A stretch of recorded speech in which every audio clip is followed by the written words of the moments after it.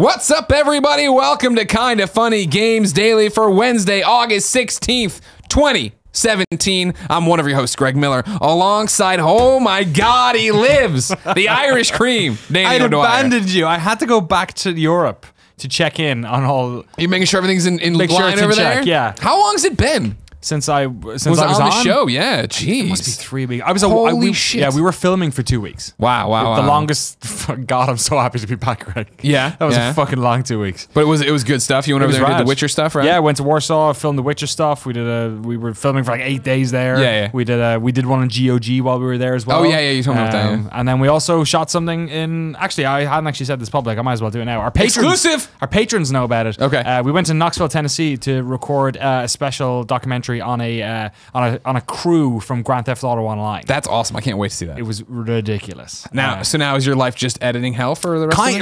I feel like for like 3 months. Yeah. Like we've such a backlog. I put up a no clip session today. Like I'm just sitting on a bunch of like footage that we need to make cool stuff out of. Yeah.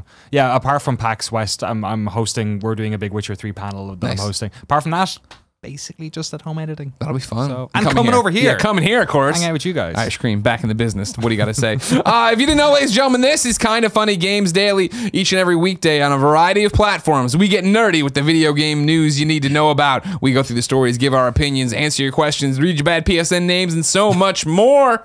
Remember, you can get the show live as we record it on twitch.tv/kindafunnygames. If you want to talk to us, though, too bad. We don't look at the chat. We want a polished podcast. However, you can go to kindafunny.com/you're-wrong. Tell us what we screwed up as we screw it up, so that at the end of the show, we can read it all here, set the record straight. If you want to listen later, you can go to youtube.com/kindafunnygames or podcast services around the globe, no matter where you get it. Thank you for getting it. Remember, it'd be great if you could subscribe, like, share it with your friends. Do it. Helps us out. Do it now. Also, remember, over at kindafunny.com/store right now, there is a sale with select items up to 40% off. Oh, really? And the extremely limited Kevin Coelho bachelor party shirt. I did see that go off. That looks right. If you're a morning show person who listened or watched it already there, you know that if the one review at the bottom that has something at the 100, like it's got 300 thumbs up right now. Yeah. If we get it to 4,000, we're giving away Bernie Burns' Tesla.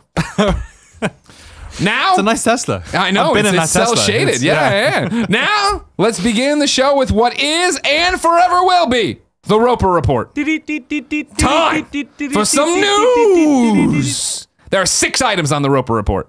A baker's dozen. Kevin's back at it. That's like, it's a half dozen. Shut up.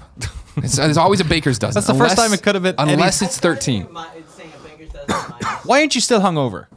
From his bachelor party? Yeah. Why is he still functioning? Yeah. Oy. Didn't party hard enough. Number 1, Amazon Prime has changed its games deal. It now, because you remember this, you know what? Yeah. I'll let Beached Whale _21 describe it to you. A lot of beached whales. Exactly. He or she wrote in to kindafunny.com/KFGD, just like you can, to be part of the show, and says, "Greetings, Kinda Funny crew. At Wario64 just tweeted and gaff thread started regarding Amazon only applying the 20% discount on pre-ordered games, removing the 2-week window after release from eligibility." So if you hadn't been following before, you're an Amazon Prime person, right? Yep. Or you're buying on Amazon, you go over there, you get to use your Amazon Prime discount, 20% off of the game, pre-ordering it or 2 weeks after its release. Now the phrasing is strictly offer valid on physical video games during pre-order when shipped and sold by Amazon, meaning that no more of this 2 week after the fact. Right. I go back to Beach Whale _21, who it turns out, name is Patrick. Now here's the funny thing I'll throw out there. I don't mind reading, Beach Whale _21. Maybe that's your Twitter. Maybe it's your handle of some kind. When I ask your name, you could just put Patrick in that field. Right. You don't have to put your username. Fine Irish name. But, oh, my lady. As Colin would always say, don't pre-order. I took advantage of this many times, but this change sucks for those on a tight budget or waiting for the review. How do you see this change playing out for the future of the gaming marketplace and Amazon as a gaming retailer? Keep up the solid work, Patrick. Yeah, it's super unfortunate. Yeah. Like, the only reason I can see... So, one of the big reasons pre-order existed in retail forever was because of fulfillment. Sure. Was because, like, trying to get in the right amount of stock, trying to gauge it. Because the problem with retail is you end up ordering things in, you're sitting on dead stock, you have to send it back. You remember those days, I'm sure, growing up, where we'd go get an N64 game, and they'd be like, oh, sorry, we only got 2 copies of it, and they sold out already. And you're like, totally. God damn it. And there are some games where, like, they'll always try and top out, but there's lots of stuff where that's not necessarily the case. Yeah. So that was sort of the original idea of pre-order. Obviously, there's like lots of other reasons. In the modern age, yeah. Now, I think most notably, it was something I gave Andrea credit for. I think while you were gone, of I had never thought it, and she brought it up on a show of like, well, pre-orders. You can say don't pre-order, that's fine, but then you can't be as upset when on launch day servers fail, because the pre-orders are used to an extent to gauge. And I was like, that's an interesting point. I never knew about that. And then like a week later, Friday the 13th did like this giant games biz, and they're like, based on our pre-orders and our beta, we thought we had enough, and we clearly didn't because people were there. And I was like, oh, that's really fascinating that's a real thing nowadays. And it's interesting for a company like Amazon, which is they're literally a fulfillment company, like a logistics company. That I always thought it was a really good idea that they had the 2 weeks on the other end of it, because it didn't really matter to them necessarily. They have the pipelines, they're supplying it to actually lots of other people as well. They supply to different retails too. So like purely them revoking this, like it comes across as like super shitty. Because it was a really good pro-consumer deal to allow people to buy games without the pre-order incentive stuff is always feels like a trick.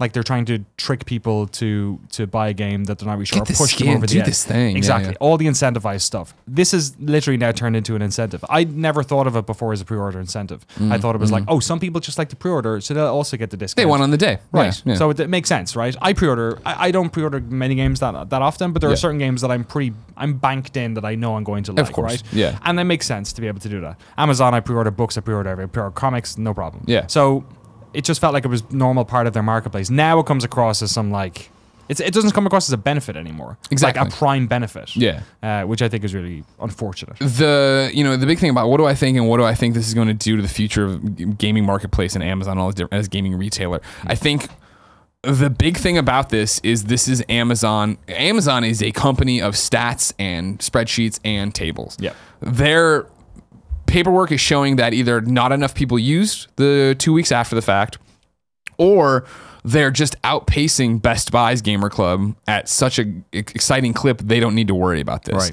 Because that was the overwhelming on GAF when I was reading the thread on this. So many people were like, well, I'm going to just keep going with Best Buy then, because they do the 20% off and they have these crazy discounts, and I think you get points. I'm not even familiar in the Best Buy thing, because the problem is I'm so in bed with Amazon. Totally. Where it's like, well, I get everything else from Amazon. It's so easy. I mean, now, especially now with like the Amazon Echo or whatever. Not that I'm ordering video games through Amazon Echo, but you know what I mean? In terms of like, Amazon's such a part of my life that Best Buy's counter and I'm not even talking just for me, Best Buy's counter has always had to be, we're going to be so much better than Amazon at this. But clearly Amazon has the stats on their end that says we're eating their lunch. We don't need to offer this. We don't need to give up that 20% 2 weeks after. So much of the online retailers, and I mean, this actually exists with stuff like Patreon as well, is getting people in the door. Yeah. Once you're using a system, you're a lot more comfortable with it. Once you're a patron of one thing, you're probably going to be a patron of a couple of them, right? Yep. And the same thing is true of online retailers. Once you've had an experience with one of them, then you feel a little bit more safe doing it. So I wonder if this maybe was always on the cards, that they were just trying to like get people to start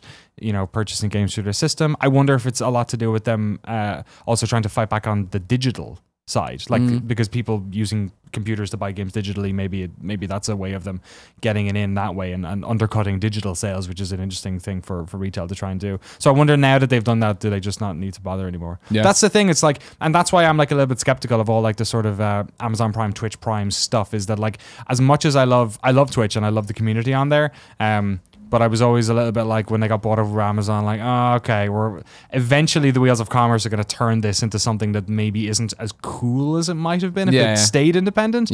And this is just a reminder that at the end of the day, Amazon is interested in Amazon first and gamers second. So yeah, it was funny. Patrick in his thing calls out, as Colin would say, and I think is Colin and kind of funny, and me and everybody else always said, right, vote with your wallets kind of thing. If this is a huge turnoff to you, then start using Best Buy and let Amazon know you're using Best Buy because of this decision. And because that's what Best Buy wants, and it's what Amazon clearly isn't afraid of. Right. In terms of like, and then that was even in the GAF thread, so many people were like, oh, this sucks, blah, blah, but I have that Amazon credit card, and I do this and I do that, and then people are like, oh, the Best Buy, and he's like, yeah, but Best Buy doesn't sell toilet paper. Like, I'm getting cash back based on my Amazon purchases already. Oh, so do you have one of those cards? I don't. But it's like that thing where I have a Virgin America card. Right. And it's like, well, with that going away, like, am I going to switch over to Alaska? And like, do I want to switch over miles, or do I want to actually look at Amazon? Going as well? Oh, yeah, of course. Well, airline, something's got to happen. Nobody's explained it. Right. I just got my renewed card. I'm like, but you're not a company after this year. Like, what does this mean? And I have the Amazon one, and it's crazy. I looked at my balance. I have like $100 free or something, because I buy all the no clip equipment. Oh, nice. Like all our lights and stuff come off Amazon, right? All our capture stuff. So yeah, totally. It's It's it's like machine learning commerce is like terrified. I feel like a victim in the world of capitalism, like we kind of all are. Yeah. And obviously they have the metrics to tell them that they don't really need to do that. And the metrics are based on the fact that they expect people, and I'm including myself, but to be lazy, right? Of just like, well, I use Amazon for everything else, so fuck it, whatever. And it's a shame because like video games, you know, in relative terms, they are cheaper than they were before, but they're still really expensive, right? It's an expensive pastime, and that allowed people at least some sort of, you know, to be able to check reviews beforehand, because in a way, like we have we have friends who are in the industry, and I feel like we have a better understanding of maybe where a game is before it comes out. As well. So it seems super unfair, you know, that people will there's probably a lot of people who use this as a way of like getting an extra game every month that they probably won't be able to. Yeah, shame. Let us know. kindafunny.com/KFGD. Number 2 on the Roper Report. We talked about the Pokemon Go Fest being such a disaster. Sure did. I want to call this GameSpot story and read some of it. Japan's Pokemon Go event works flawlessly.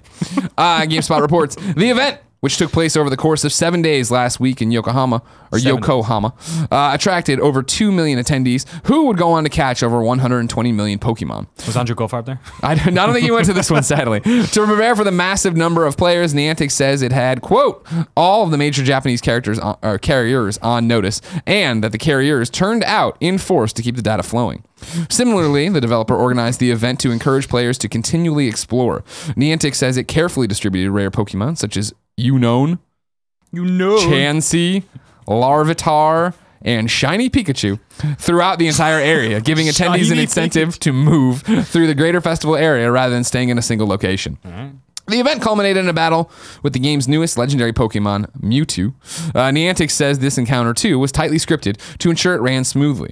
The developer undertook special work in order to segment the servers for this finale raid to enable the best play experience. As a result, the developer was able to avoid the problems that mirrored Pokemon Go Fest. Mired, thank you. And players successfully defeated the legendary Psychic Pokemon and unlocked him in exclusive raid battles in the near future. Wow. So it's just a nice change of pace in terms of like, okay, I don't want it just to be like we shit on the events when they go wrong and then never talk about them going right. They nailed it in Japan. It's good to see they listened. It's good to see they thought about it and learned from their mistakes. Cool that a week long. I wonder if that helps spread it out. I love how we were talking about Pokemon and data in the same way we talk about like portaloos, like porta potties. But like you need to have a certain spread amount. Them out. Keep that data flowing. Exactly. You know what I mean? It's funny. Like everyone was waiting to write up the second story about how much of a catastrophe it was. Yeah. So it's really cool that they managed to figure it out. Sometimes you need to have like that failure to try and convince business partners that they need to put the extra effort. Exactly. Like you can't just say to a carrier like, hey, there's gonna be a strain in your service. Oh, okay, we don't know what that means. We don't know how that looks. Right. You show Chicago, you're like, okay, we get it. Sorry, who do you call up at the company to be like, yo, this Pokemon thing's going on? And what's interesting to me, I guess, is like in Japan, I would expect this. In Japan, I would expect them to be like, oh, sure, we understand what Pokemon is. We understand how big of a deal this is going to be. I wonder the next time they throw a big event in the States, if it's hard to make AT&T and Verizon really, hey, like look at the numbers and look at this Pokemon Go thing, or they're just gonna be like, well, I'm totally being biased and painting with a broad brush. I know they have stats to back it up, but they had those stats going into this, and did they not? How'd that fuck it up? And Japan's mobile infrastructure, from the brief amount of time I spent in Tokyo, is like super solid. Like they're kind of on top of that in a way. Sure, they're a culture built for gaming and tech, which is amazing. Totally. Yeah. So like I wonder if they're predisposed to being good at that. It'll be interesting to see whenever they do a big one in Europe what that'll look like, because I feel like the network infrastructure over there is kind of weird and flaky, and there's lots of like there's European companies and English companies and Irish companies and all these different ones that sort of I would say that they probably have problems over there as well. But I'd love to know if the amount of like the density of people that were there, because the Chicago thing was like one day in a big park. Exactly. So if they're spreading this thing out, both in terms of, they said in geography, they had actual people going to different parts, and also spreading it out in terms of time. I wonder if that also helped a lot. And you know, that maybe that's a lot more fun for people as well, to have an event that's running over a longer period of time that they can come and go as they please, as opposed to get in there right now and get them. Right. There's an expectation when you have like 4,000 people turn up in a field, or however many it is. Yeah. Like 4,000 turn up at a field, but they look at their phones. Yeah. Like it doesn't have the pizzazz of like a concert or a sports event. So maybe having like an event that lasts that long works a bit better for them as well. We'll see. It's cool. I love that they're putting effort into this sort of stuff. I want them to keep going with it. Yeah. Number 3, Danny. 3. Are you excited for some ReCore news? Am I? I don't know if anybody is, but ReCore is still a thing apparently. Over on Twitter, ReCore, the official ReCore account said, "Hey ReCore players, come back to our channels on August 20th to hear what's next for ReCore. Thank you for waiting and see you then." GameSpot points out that the August 20th times out with Microsoft's Gamescom conference, and that there's been rumors of a definitive edition of ReCore. Right. Okay. Sure. I mean, did you play ReCore, ladies and gentlemen? kindafunny.com/KFGD. Let me know if you've been waiting with bated breath for tomorrow's show for more ReCore. It's a game that came and went like so many of those sort of like AA games. Yeah, and that's that. We've been for. Oh man, where'd the middle go? Right. I missed those middles, and there's been successful middle games. Right. And then it was like, oh yeah, ReCore did a thing, and then like Agents of Mayhem's either one of the worst games of the year, one of the best games of the year, depending on who you look at it in the Metacritic. Hellblade is similarly divisive. Hellblade's been fucking super positive, hasn't it? Maybe it's just Dan Riker that's listening to. No, it was just Dan for sure. Yeah. I've played a couple of hours in that and enjoyed that as well. Yeah. It's weird. When I saw this originally, I thought, oh, they're going to do a sequel or something, and I'd actually kind of be interested in seeing Concept take another swing at it. Yeah. Because there was some really good ideas in there. Yeah.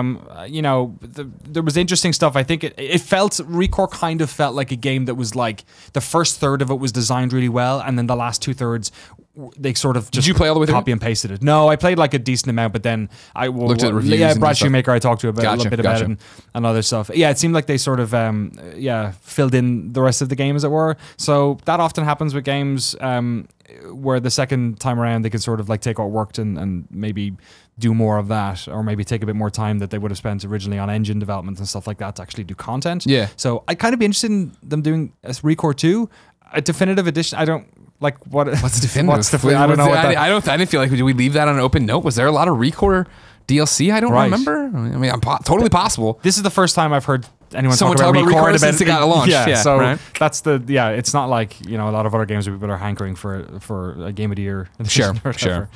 Danny, the fourth story on the Rope Report is a lot of stories. Seemingly the daily update on PubG. There's going to be... You guys are in there, right? When I left, you hadn't played. Yeah, no, they were just playing yesterday. Andy playing. Yeah, Andy, Tim, I've played. Yeah, I enjoed it. You guys playing with Meg yesterday? Yeah, Meg was here for a little bit. She played. I would have loved to come over.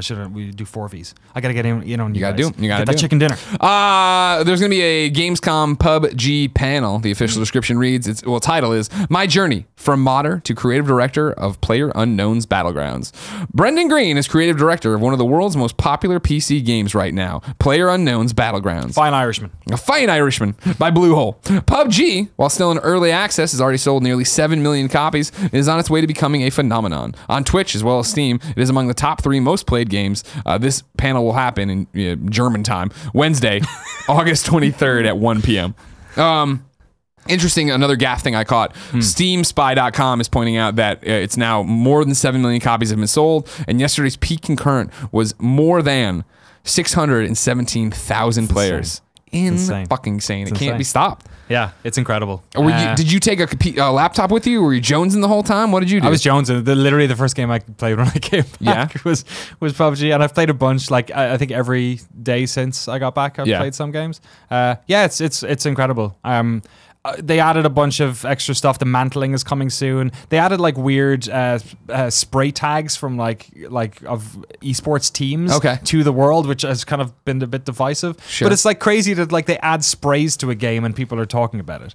Like everything about this is you said sprays and Cool Greg's ears perked up. He's all about that. He's into it. I'd love to. I mean, my dream would be to. I've talked to Brendan once or twice about doing something with NoClip on PUBG. I'd love to do something on it. I think it's a fascinating story. The whole like him modding a previous game and then coming over to PUBG. Is it? I was about to say H1Z1, but it's not. What it was then. It was H1Z1. It was King of the Kill or King of the Kill. Yeah, right. That's what it was. Yeah. Like that stuff is amazing. It'll be interesting to see where it goes from here. Like it feels to me like what I loved about Counter-Strike and what I love about this game is that like Counter-Strike had like 3 maps. Yeah. Like it had Dust 2. Some people like Aztec, Office, obviously, and that was it.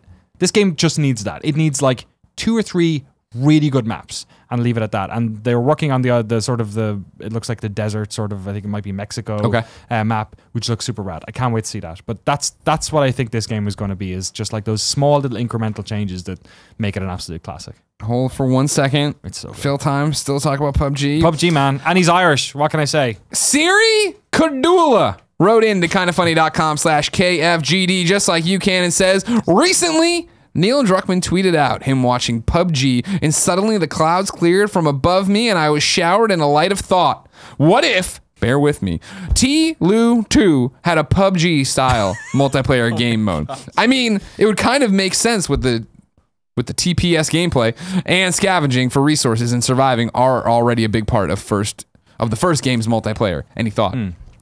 Brilliant!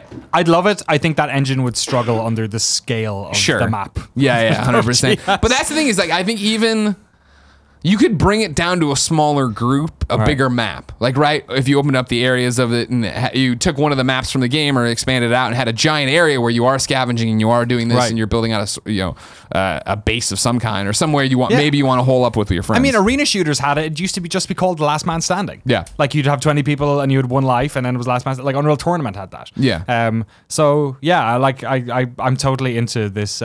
This like it's what we talk. We've talked about it for man. weeks and weeks now. You know, Ubisoft's on it. Ubisoft's so on it. I hope Division's like, fuck now, go make this DLC. No. Make it. Rabbids. Oh god, they can make a fucking Rabbids XCOM game. Sure, which is fun. We played it. We enjoyed it. Yeah, You've missed a lot. You've missed a lot in games since then. Yeah, but thankfully not much else in America. Just game stuff. That's all you've missed. Everything else. I went to Europe. It was great. I came back and I was like, oh fuck, can I go back? God damn it! How does this keep getting worse? I know. Here's what I'd like to point out, ladies and gentlemen. All right. Kind of Funny as a whole has been phenomenal with Kind of Funny Games Daily. When I did this show, I said I wanted to do a very serious one. I wanted to be more like PS I Love You. I want us to be there, and I don't want not too much shouting. We're gonna have fun. We're gonna do dumb stuff. So this is not a knock at all on anything. Kevin, I am going to ask you to remove your feet from the frame. Because it started in the last story there. Your foot bobbing around down there in the lower corner. So I just wanted. It is, yeah, it's there. I assure you. Joey, you're gonna be on top of these. Joey, don't worry about it. You're doing fine. Everybody be fine. Everybody's cool. Just tossing out there. We're not going to derail the show. Just saying. That's not an ottoman. You can't put. Anything's an ottoman if you try hard enough. Oh, sure. Yeah, I can't fight that logic. That's Number 5. That Final Fantasy 15 VR shooter mode is dead. This is via GameSpot as well. You remember this, right? From I thought it was already dead. 2016 Prompto shoot and stuff in VR. Whoa. In a statement issued to GameStop, Square Enix stated Final Fantasy 15. Did I say? Damn it. GameSpot.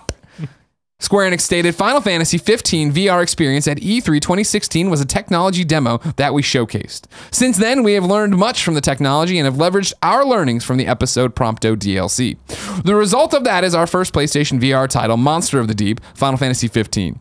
This news follows a report from Serious Gaming, which stated that Square Enix declared the project dead at a recent PlayStation Experience event in Malaysia. VR Experience put players in the shoes of Prompto, one of the main party members in Final Fantasy 15. It was revealed at E3 2016 in the trailer above. Well, you don't see a trailer, you're listening or watching us. Prompto was shown wearing a PlayStation VR headset along with some brief glimpses at gameplay from the VR mode. It was essentially a light gun style game providing players with a first-person perspective as they fire Prompto's guns at targets while standing in one spot, though he could freely warp around to different fixed locations. At the time, Square Enix said it had plans to release the mode, which would be provided to those who owned Final Fantasy 15 on PS4 at some time after the main game's launch. Quote, we aren't thinking about marketing it as a separate project at all, Final Fantasy 15 director Tabata told GameSpot at the time. It really is something extra to be enjoyed by the people who have purchased the game. And now you're fucked, people who purchased the game. It's dead. I think people who purchased the game will not mind. Yeah. I'm sure there's like people Alexa Ray Korea was really holding on, ready to do it for sure. I think I do remember conversations with Alexa Ray about this, and she thought it was hot garbage. Yeah, I'm sure she's the one doing this interview with Tabata. I'm pretty sure that timeline still syncs up with her being there. Yeah.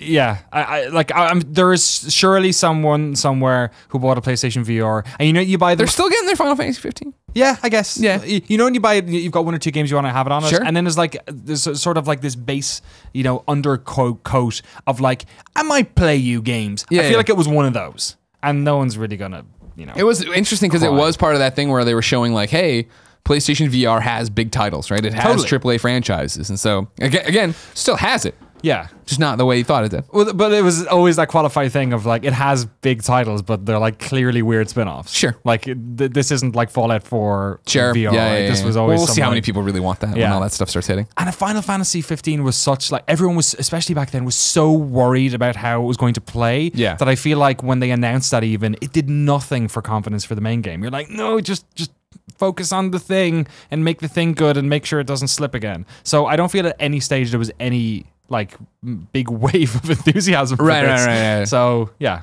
that kind of makes sense. Let it die. Yeah. And the final story on the Roper Report, IGN and WWE 2K18 have announced 47 people for the WWE 2K18 roster. We have them here. Cool, Greg. Okay. Please join me on set. Nice. Yeah, I want to have you stand here. I'm going to read some of the big names. I want to see your reaction to it, all right? Have you looked at this yet? No, I haven't. All right. I'm going to read a few. I want your face. No, Cool Greg's a man of a few words. Okay. I'm going to read a few highlights. I want to see your facial reaction. Danny, you can describe the reaction of the Okay, people sure, yeah. listening. Yeah. And then I want you just to give me your summation. All right? All right. Bray Wyatt. Okay, he He's nodded. happy, He nodded. yeah, He happy. seems happy about that one. Callisto? Callisto. New Rey Mysterio. New Rey Mysterio. New Rey Mysterio basically says Cool Greg. Okay. Suspicious, Okay. but, He's yeah. suspicious about that one. All right. Eric Young. Eric Young sounds like he's working in the front office. I don't know who that is or whatever. new commentator. Sheamus, of course. Irish girl. Irish bloke. No? I'm not gonna play as him. You're not going to play as him, Cool Greg. Wow. All right. That's harsh. Lita. Yeah, okay, it's a little something. Yeah. All right. Wait, here is we go. Lita still wrestling? No. Okay. They got a whole bunch of people in here. I Okay. mean, Diamond Dallas Page. DDP. Yeah. DDP. Yeah. Throw it up. Mark Henry. Man. Now, we He thought loves we that. saw Mark Henry in Vegas, but it likes turned that- out just to be another guy who must lift weights and just beat the Just shit a out of people. difference. 'cause he was Sexual huge. chocolate comes in many forms. Oh, yeah, it does. Yeah, it does. Taker. Yeah, there we go. Okay, Yeah, cool. He's happy with that. Diesel, and then in parentheses, and Kevin Nash. So we Oh. get the Diesel version of Kevin Nash and Kevin Nash. That's cool. Yeah, Yeah. that is cool. That is cool. It's not DLC. And then, did Kane win? Is he a mayor now? Did he win that? Is that over? He was running for mayor. No, I don't know if he's still there. Kane Would you, is would in you it. have voted for Kane as mayor? Yeah, I mean, I don't vote personally, but I mean, I would have if I were For down that to one? it, if I That's was good. dare to or something. So then those are the first 47 people. There's still more to be announced for this game. Well, I mean, I didn't read through them all. Shit, he wants to charge. No No? Trish yet? You got All Lita, right, man. One You don't problem, need but I'm Trish. loving everything else. Well, I mean, you can look over the thing. I think the biggest problem, right? No Sasha Banks. There's Sasha Banks, Where? but she was in last year's. Sure. She's gonna be in it. I thought she was gonna be on the cover, so she's damn sure for sure gonna be in it. There's no guarantees, man. You don't know. They got to make roster cuts here and there. No. Nah, man, she's the boss, bro. She's definitely gonna be in it. This is just everyone they announced till when. We don't know. I watched That's the it, first that's part it. of the IGN video and then went through it. I That's think it. No one they say else. more are getting announced, but they didn't say any dates for you. I'm gonna talk to Sean about this. Sean Pitts, bro. Okay, go, Sean Pitt. Yeah, get on it. Go over to IGN. Find out when the next one's coming. Where Sasha Banks is. Who else we got on here? Anyone? I think he's still running from there. He's still running for mayor. Kane's still running for mayor. I'm sorry. Like I've watched wrestling. Who the fuck is Braun Strowman? Fuck it. He's the new guy. New guy? Yeah. Really? Yeah. He's going against Brock Lesnar. This stuff Wow. we just miss stuff when you don't watch every day. You know what I Killian mean? Dane. Killian Dane. I don't like that. Killian Dane? I want the gentleman. What's the gentleman? Jack somebody? Remember the guy with the two? He uses the umbrella. Oh yeah. He's fun. I liked yeah, him he's from great. when we saw him at WrestleMania. I guess. Yeah. Andre the Giant. Hell yeah, yeah. Cool. I assume. Cool, Greg. Final question, and you have to shout or just give me nods and stuff. WWE hasn't made up with Hulk Hogan, right? He's still persona non grata. That sucks. I would love to have Hogan back in the game. You know what I mean? Right. But I mean, he's been in a million games. I'm just being greedy. Who isn't in it then for that reason? Hogan, obviously Benoit. Is there anyone else who's like Hogan, Benoit, anybody Anyone who's done any porn. So no Xbox, What is that any porn? no China, no. Okay. Okay, those people are bad. All right. Anyone who's done any Good to know. porn. WWE porn DLC. Make it happen, Vince. 2K18 comes out in October, I believe. But Danny, if I wanted to know what games are out right now, where would I go? You don't have to have it memorized anymore. You're allowed to read. Okay. I let everybody off the hook. God damn it. I asked too much of everyone here. I asked too much of Joey. It's the official list of upcoming software across each and every platform as listed by the Kind of Funny Games Daily Show hosts each and every week. It's for you, Andrea. Day. See, we added that in officially. It says weekday. Yeah, it's perfect. Today, Progress. 2 Xbox One titles for you. Circuit Breakers, which reminds me I really want a Short Circuit Lego Dimensions pack. And Conan Exiles, which, of course, censored here in America. Oh, really? Because of all the over wang? in the Europes, you got genitals bouncing around. yeah. You don't have to worry about it. Dick physics. Lots of dick physics. Over here, no dick physics. I feel like a Conan game comes out every couple of months. It's Me like too. Sherlock Holmes. They just like pop up. We're going to get to, I'm going to give you new dates here. Okay. There's a game announcement in here I want to talk about that caught me off guard, and we'll talk about it. I'm sure many of you astute listeners and readers and viewers know what I'm saying. Now, here's an interesting thing. All right. I always say let's check in with the readers because it's what I used to say at IGN on Beyond all the time. Because they were reading. Exactly. But no one calls me on it here. I always expect comments and people being mad. Like, Right. why does he call us readers? When nobody does it. Viewers Everybody seems just gets weird. it. Everybody just gets Well, then again, there's some guy driving right now. Yeah. This 1-year-old sleeping in the back Listeners. of the car. Yeah, exactly. Well, it's just, there's too many ways. I don't know. Anyways, new dates. Consumers. We No. have No, that's content consumers. New We Happy Few is officially coming to PlayStation 4, and they got out way in front of this. It's coming April 13th, 2018. Wow. Okay. That game's I been in early access as well for like a good year And and it's a half. on Xbox One already, right? Or is it early Is it? access there too? Oh, I don't know actually. I think it's on Xbox One. I think it's out. out and out. All right. Yeah, if you want to give me a check, or Sure. you can go to kindafunny.com/you're wrong. Tell us what we screwed up as we screwed up. ARMS is teasing a new character and a new candy-themed arena, but there's no date on that for you. Burly Men at Sea is coming to PlayStation 4 and the motherfucking PlayStation Vita September 19th, and I can't wait. Shooty Fruit is coming to PlayStation VR this year. It's fruits with a whole bunch of, you're in a shopping mart, and you got guns and stuff. It's a shooter. With fruit. But the gun, they have like faces on them. It kind of looks like Sausage Party. I'm like, I'll go shoot me a Should have watermelon. called a fruiter. They could have done that. Yeah. This is a patch announcement for you. Uncharted, the Lost Legacies villain and survival mode are coming to Uncharted 4 multiplayer on August 22nd. If you play there, if you're playing the new survival mode or any of the Uncharted 4 multiplayer stuff, you can cross-play with the people who are using the Uncharted Lost Legacy multiplayer stuff as well. And then, unless you find out what I was asking you to find out, we have it is officially out on all platforms on the date you said in 2018. It's been in early access since July of last year. And there is, I believe, some sort of game preview version of Xbox on Xbox One. Interesting. So Okay. it's early access. Okay, interesting. Yeah, they've been adding a bunch. I've been playing it since then, on and off. I haven't played it in about 6 months. Yeah, it's fun. And then there's a little game that got announced today called Planet of the Apes: Last Frontier. This is really weird. It is incredibly weird. I'm going to read the question. Well, I'm going to give credit to a person who wrote in to kindafunny.com/KFGD named Daniel, and then he says pronounced McCrory. Get that right. Get that right rolling, he says. Daniel McCrory. Yeah. Daniel McCrory. No, I mean, there's an Irish guy sitting right here. I can just tell you what Daniel, his I mean, it's just if there was only someone who was an expert at it. You know what I mean? I just didn't expect this. You wrote in, Daniel, and your question pertains to it. It caught me off guard because I totally missed this. Yeah. So then I went and did the research. IGN had the exclusive reveal. Basically, this is a game, Planet of the Apes: Last Frontier, coming fall 2017 to PlayStation 4, Xbox One, PC. It's coming out in like 2 months or something.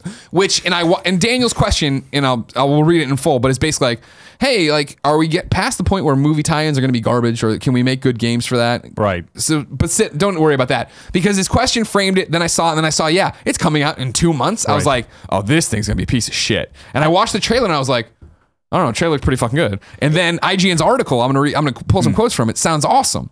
Debut developer Imaginanti, I'd say. Imaginanti. It's like Imagine, but then ATI at the end of it. Who are the Imaginanti. people who do the CG for the movies. Exactly. Right. Has revealed Planet of the Apes: Last Frontier, a standalone cinematic adventure game set between the events of 2014's Dawn of the Planet of the Apes and this year's War for the Planet of the Apes. It will be released on PS4, Xbox One, and PC this fall. Set around a year after Dawn, the game centers around a breakaway faction of apes who take refuge in the Rocky Mountains from the ongoing human-ape war, but are forced to descend into a human-owned valley as winter draws in and food depletes. Players will take control of both humans and apes, who, because of the game's standalone story and cast, can live or die based on your decisions, with multiple endings possible depending on their actions on both sides. Aiming for a movie-length runtime, developers estimate between 2 and 3 hours, hoping for multiple replays. The player's input into the game is entirely choice-based, with no exploration sections or puzzles, nor any direct control over the characters. I literally went from, this is gonna be a shitty time, to like, holy fuck, this game sounds awesome. It's there's a slight amount of gameplay. God, it's such a weird way to explain this. I guess it is gameplay. We'd say Telltale games are gameplay, but at least Telltale games you're walking around. In this, No direct control. It's no just direct like, control. it sounds like hidden agenda without the hidden agendas. Right. Where it's like hidden agenda, you're playing with other people, everybody's trying to manipulate the game. Yeah. This seems like you're just gonna be like, you know what? Today I'm gonna be the apes, and I'm gonna be a dick ape, or now I'm gonna be a nice ape, or now I'm gonna be a nice human, or I'm gonna be everything. I think the proof in this one's going to be is how different is the story as you go through. Because like Heavy Rain and all those games, they live and die in the fact that your choices are meaningful. Yeah. If they're not meaningful, then it's like it's pretty rote and boring. Right. And it doesn't really matter, and you've no agency. So this is basically like a choose your own adventure movie, kind of, is what they've made. The graphics on it look really good. Yeah. But it's going to live or die in the story and how good the choices are. But it's really weird that they just announced this. Yeah.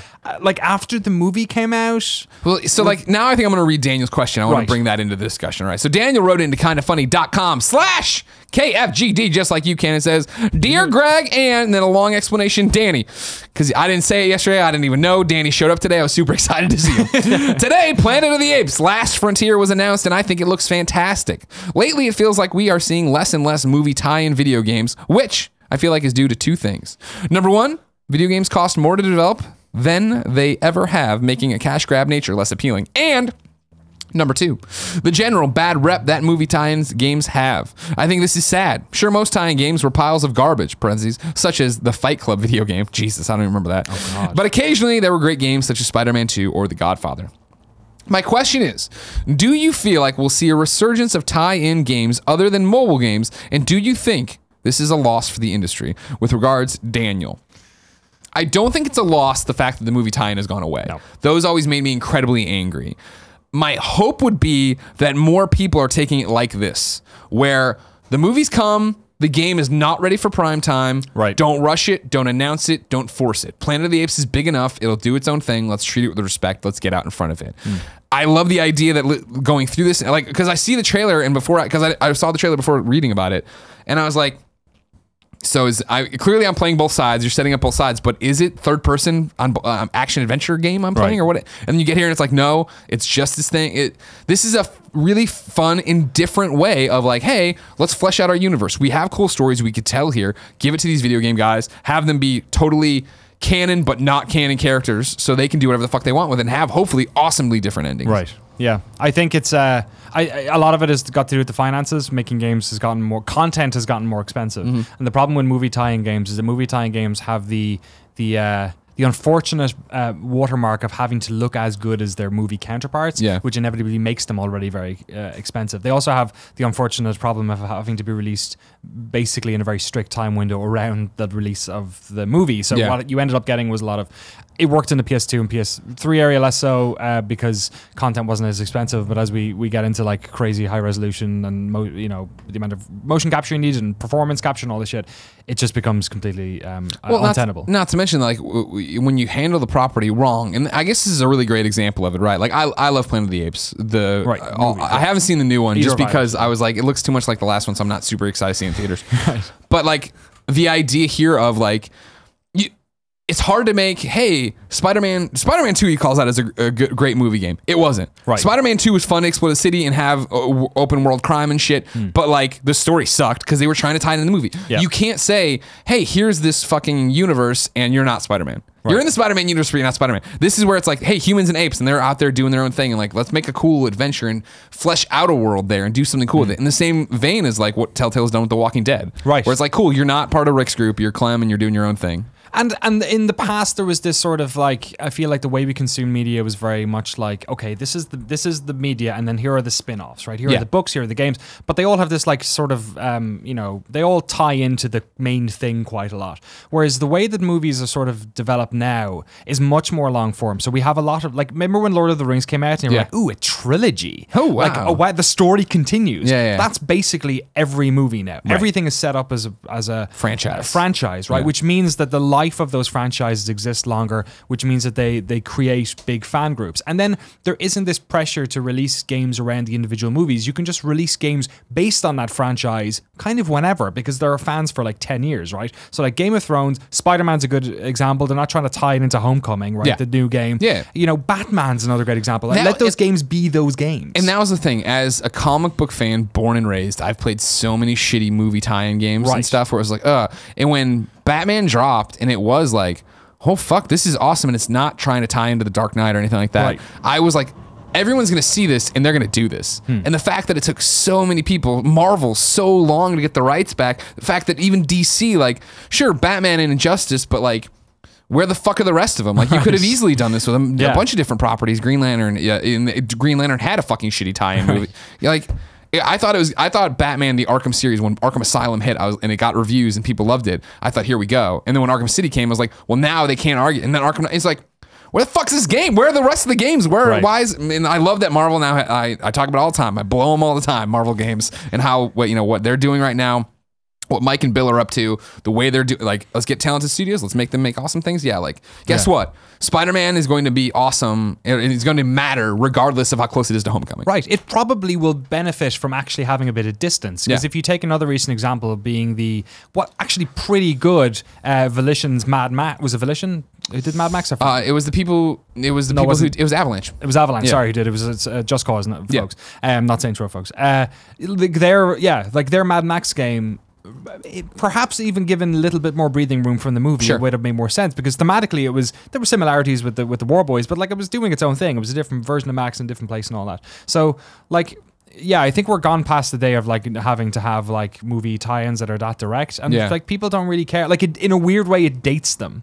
Yeah, right? Like, it actually makes it like, that's the Batman and Robin game. Right? You play those games and be like, you're playing the movie, but you're not. And so even before you saw it, it'd be the weirdest thing of like, how is this happening? Why is this happening? And there was that weird in-between part where we had games like Enter the Matrix that were like trying to be, okay, we're not really a movie tie-in, we're going to have our own thing, but actually it's a whole other story that bleeds into the movie. Right? Do you want to see what Naomi was doing before she got to the freeway? Play this video game. Yeah, exactly. So that whole the weird complementary media shit that went on for a while there is in the past. And it just led to such better shitty off things. for it. Oh, right? 1,000%. Like, that's the thing. I think of like, I was part of the group here of like, man, Spider-Man 2, what a fun game. I bought it twice. I really did love it, but it was like, the story sucked and all that, and it was just, you did the same crimes over and over again. So I remember when Spider-Man 3 game was coming up, I was working at IGN, I was going to review it, and I was like, fucking can't wait, let's get, and I'll never forget, I beat it before I went to see the movie,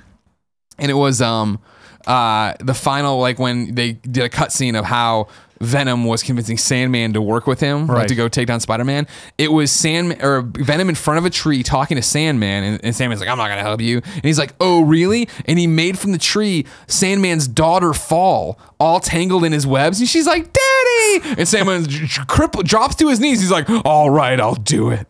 And it was like, what the tree? And that was it. And the cutscene. I was like, what the fuck is...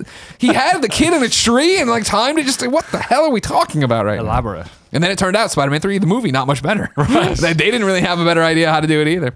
Danny. Yes, sir. I got deals of the day for you. Oh. There is an attack of the Blockbuster sale on the North American PSN store right now. It's through August 22nd. You can get games like Guardians of the Galaxy, Saints Row, and XCOM 2. XCOM 2 Blockbuster?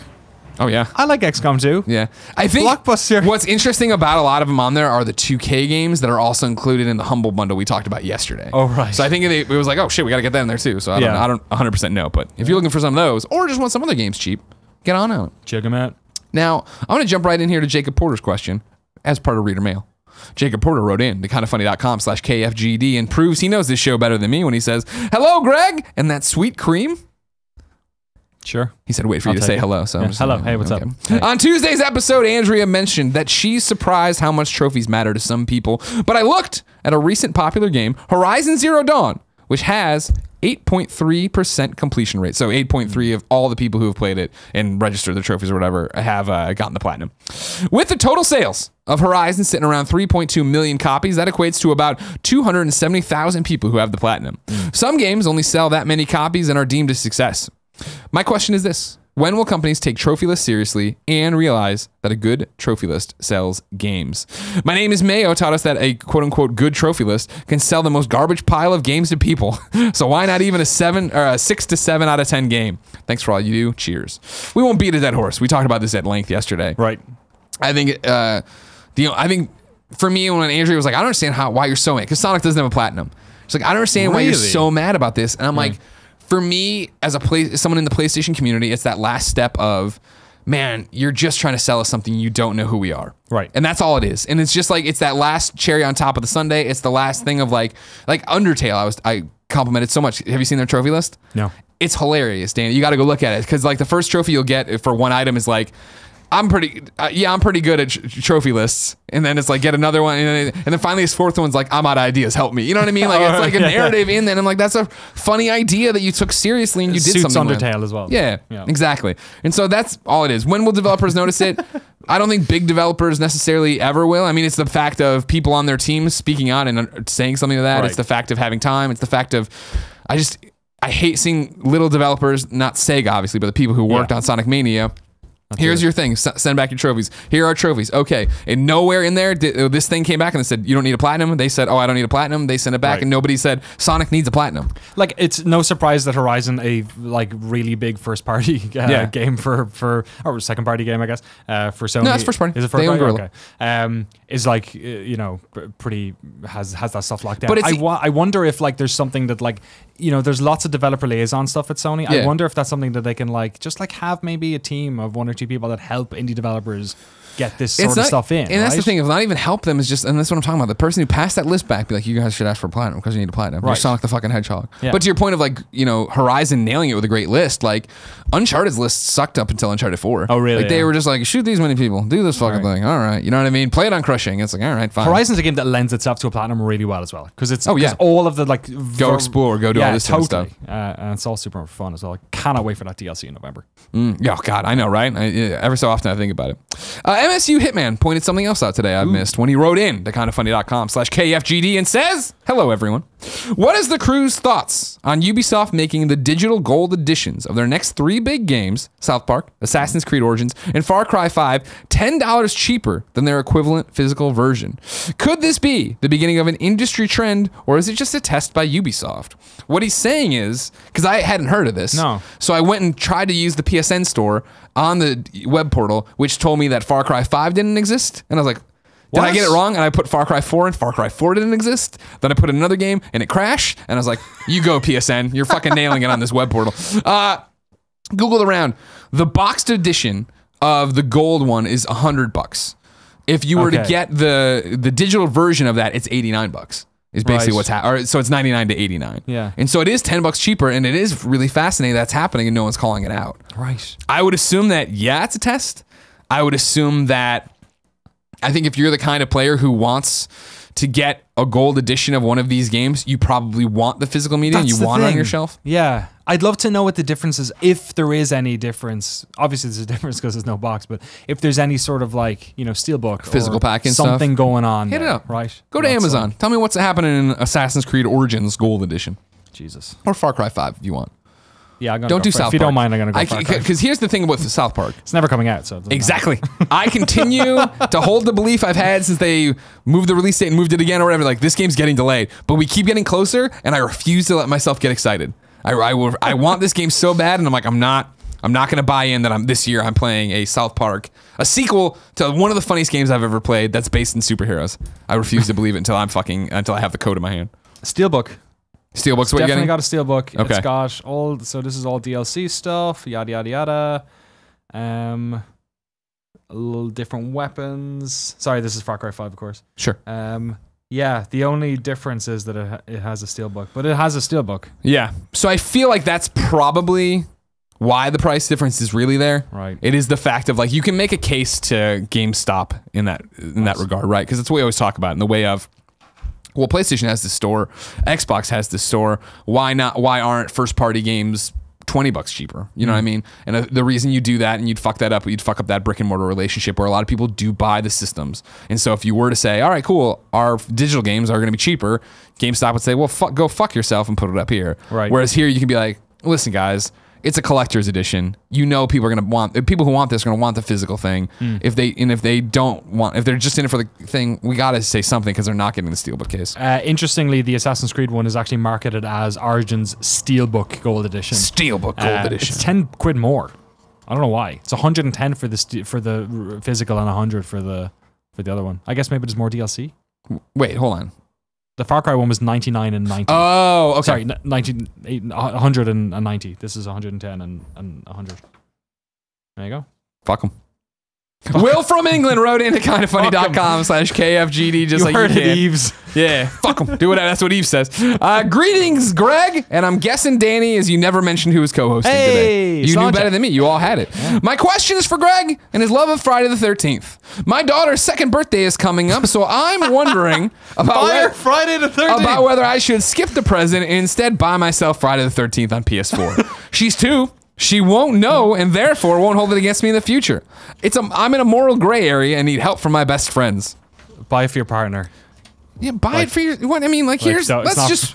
The kid won't remember jack shit on this second birthday party, and that's actually the funniest way to do it, right? If you're gonna do a little cake and you're gonna have like little gifts, buy Friday the 13th, wrap it up, give it to her. She'll tear it open and be excited, and then you just take the disc out and she plays with the box and everybody's happy. Woo, Steelbook! Exactly. No, it's no steelbook. Come on now. You do get this comes out October 13th.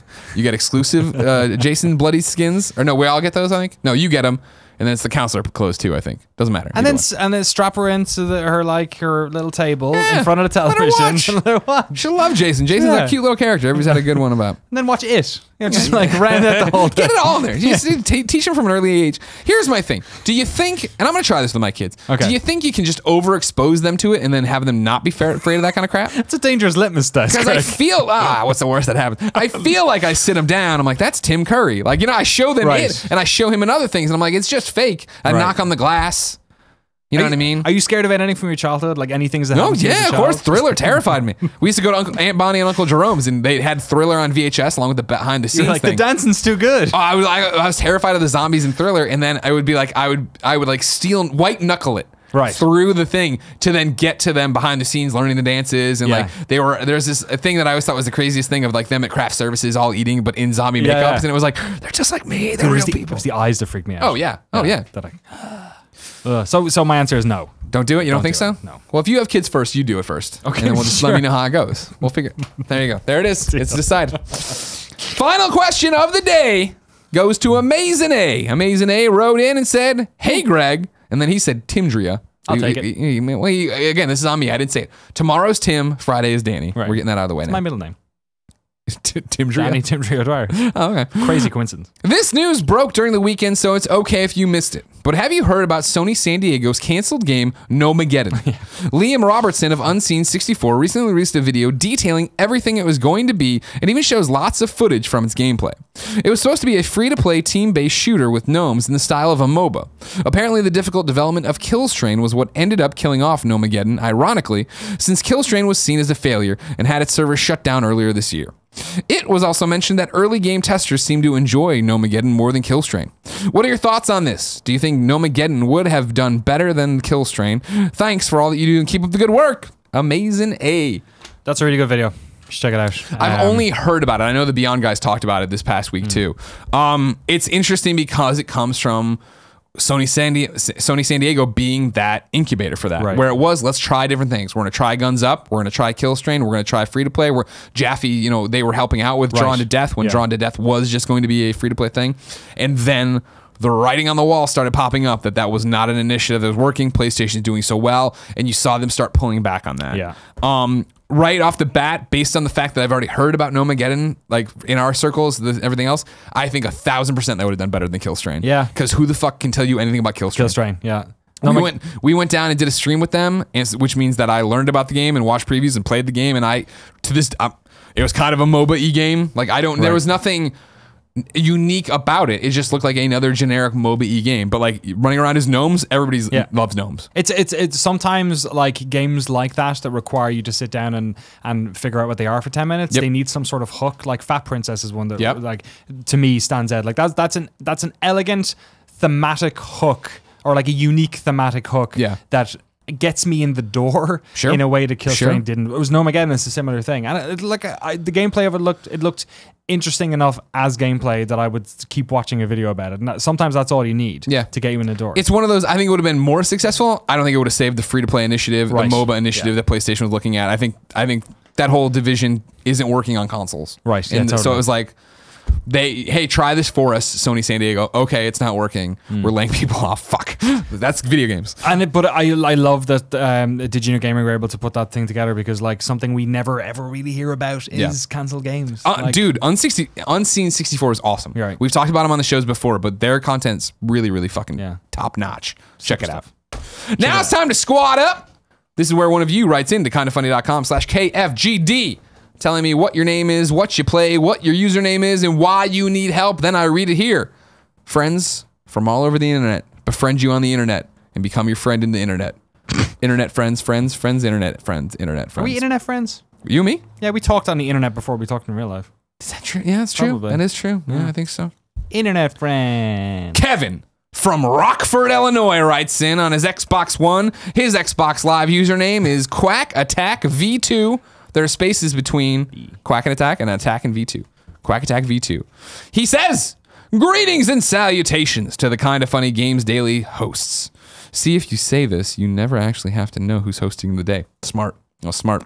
I'd like to toss my name into the hat for a potential squad up. Myself and a buddy love to play Friday the 13th on Xbox One and would love to have some big, beautiful, Kinda Funny best friends to play with. My gamer tag is Quack Attack V2. My original gamer tag from years ago was misspelled as Quack Attack, all one word. What did he misspell here? Oh, he spelled Quack. He spelled Quack with a W. Does Quack not have... It's Quack? C-K, yeah. Huh. Yeah. I would have spelled that wrong too. Quack. I mean, I know U's follow the Q's, but Quack. I never thought it through. Nobody cares about spelling and usernames. You're good. But thank the Lord that Phil Spencer doesn't hate us Xbox gamers as much as Shuhei Yoshida hates the damn PlayStation gamers. If any best friends want to go to Camp Crystal Lake with us, send me a friend request and let me know you're a best friend too. Have a fantastic day, Kinda Funny crew, and remember, no means no. Looking at you, Nick. Nick does poke Kevin against his will quite a bit. Oh yeah? Don't we all? But then here's on an upcoming Game Over Greggy show, we all came in and touched Nick's chest because his pecs are out of this world. Oh really? Yeah. If I'm lying, I'm dying. Can you twitch him? Oh yeah, he can twitch him. He's been able to do that before they were in great shape, but now they're in awesome shape. Wow. Yeah. BJJ man. Danny. Yes sir. If people watch us live and we screw things up, they can go to kindafunny.com/ you're wrong. What did we get wrong today? My favorite one so far is Dreamer Abe referring to something I said on my last show. Oh wow, okay. So I've been waiting for you, ass, to come back, Irish cream. He's had this bullet in the chamber for 3 weeks. Correctly saying that I said Half-Life 1 didn't come to consoles, which is incorrect. There was a PlayStation 2 version, which did have the Half-Life Decay multiplayer element, which sucked. I'm sorry. This is why you've been off the grid so long. You were hoping he would forget, but I know, he never yeah. forgets. The North remembers. Calling me out. We have some other ones, which I'm not really sure if they're corrections. I'm not sure if they're editorializing. Okay. But let's go with them. Let's go. We'll follow. I feel like it needs to be known as well. Some countries, such as Canada, Amazon Prime discount on video games has changed from 20% to 10%. Ooh, thank you. That's helpful. That's a good one. That was from Rancid Beast 1118. Jalfin says, you keep pronouncing PlayerUnknown Battlegrounds as PubG when it's actually pronounced PubG. No, it is not. Pubaga? Pubaga. We don't call it that. That's not. Spoken very quickly. The G is what an do you interesting say? thing. Me and my buddies call it Pubbage. I don't like Wanna this play at all. some PUBG? You I don't don't like like this at all. I don't like that. Like nobody's saying it. We're all saying it different ways. Right. Fuck. It shouldn't be. It kind of should just be pub. The G is superfluous. Yeah, I know. There is no reason for that. Yeah, I agree. But PUBG seems to be the thing. Right. That's the dominant form, right? Okay. I want PUBG though. You're not getting PUBG. You want some PUBG? No. Let's go have some PUBG. I don't like what you're saying at all. Shit. All right. PUBG. The game that was a mod that came standalone was DayZ, not H1Z1. No, that's not true. No, this is... Okay, originally DayZ was an Arma 2 mod. Arma 3 came out and DayZ was acquired by Behemoth Interactive, creator of Arma. DayZ is now in early access in the Arma 3 engine. H1Z1 was a game called War Z, rode the coattails of the popular DayZ. Soon after we got King of the Hill, and now PUBG is the undisputed winner of the Survivor running shooter genre. I think that's accurate, but I think he worked on the H1Z1. Yeah, no. This is where I just read something about PlayerUnknown, and it was that he... that's what we're talking. We're not talking about the mods overall. Right. We're not talking about DayZ. Yeah, that was obviously the Arma mod. We're talking about PlayerUnknown in particular. Yeah. I think we're still correct on that. But thank you for clarification, but that's not what you're saying. I'm a little bit slow today. My you're wrong skills right now are a little bit weak. You're coming off vacation. I know. You've been drinking a lot of tea, I assume. I've been drinking a lot of beer in Warsaw. Okay. Ice 27. Dan, you said AC Origins Gold Steelbook Edition was 10 quid more It's dollars, Danny. This is America, damn it. Oh, really? I thought you were. I assumed your computer. Sorry. I thought you were. You said it. I was like, oh, he must be looking at the European prices or whatever. So, okay. Quid, man. Quid's like a. It's you can apply it to anything you want. We should Quid. just get on a global currency. That's what I keep saying. Bitcoin, man. Yep, there it is. That's Do you know the it's future. fracturing again? There's No. not going to be a third type of Bitcoin. I don't understand you internet kids. I'm all about Kanye West. If you didn't know, ladies and gentlemen, this has been Kinda Funny Games Daily each and every weekday on a variety of platforms. We jump into the nerdy video game news you need to know about, getting dirty and in-depth with it, and you. All of you. You can be part of the show. Write in kindafunny.com/KFGD. Remember, you can watch it live on twitch.tv/kindafunnygames. If you have Amazon Prime, you have Twitch Prime, and you're getting fucked over on the pre-order thing, but it doesn't matter anymore. Give us your free Twitch Prime sub. We'd love to have it. Support us on Patreon. You can watch it on youtube.com/kindafunnygames along with a bunch of other awesome content, and you can get it as a podcast around the globe. Until next time, it's been our pleasure to serve you.